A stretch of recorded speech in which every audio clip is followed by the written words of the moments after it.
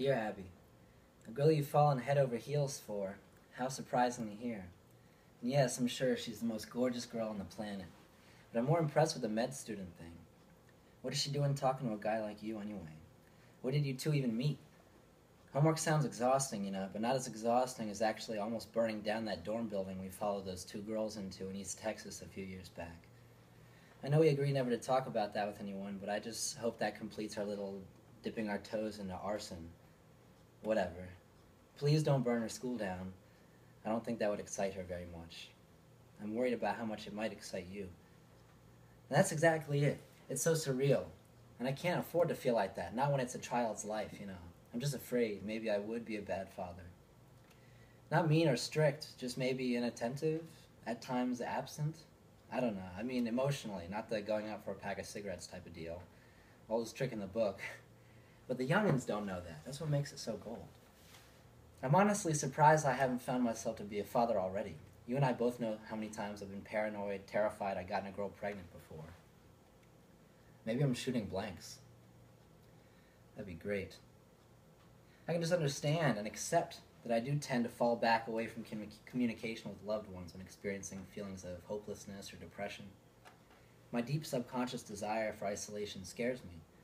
I do my best to avoid it, but sometimes I fall trapped to the self-destruction. I just don't want a kid around that depends on me before I can figure all that out, whatever that may be. And I know I'm ridiculous trying to articulate these feelings in a matter of a dozen words or so, but I have a feeling you can understand what I'm trying to get across. You've always been such a good friend to me, accepting that I can creep into reclusive phases, yet caring enough to force me out of them with love, compassion, and if need be, fists of fury. Like when you used to sneak into my Manhattan apartment using the fire escape when I lived on, the 60th floor. You crazy bastard.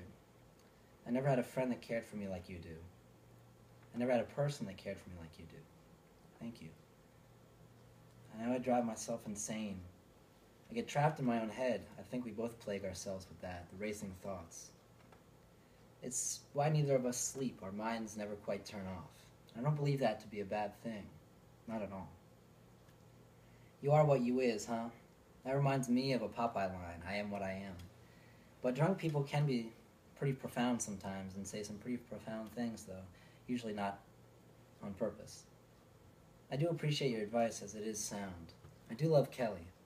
And I know, because I would never, ever even consider having a child with any human being on this earth. But I've been trying my best to find some optimism in thinking that maybe I am meant to and I'm capable of doing something I never thought possible. Having a family of my own. I truly would love to meet Olivia. You know that I've always tried to keep up a little bit too much with every single girl you mentioned. I know I used to be obsessive about meeting all your friends, all your girlfriends that came along, even before you were official with any of them. So if you'd let me continue my tradition, and if she's not working, maybe the both of you could come up for a visit. And I can hound her about the books she's read, the museums she's visited, and her political views. Or maybe she could just help me decide what type of dog I should get. I need a little animal buddy in my life. We'll talk about that later. Your friend, Don.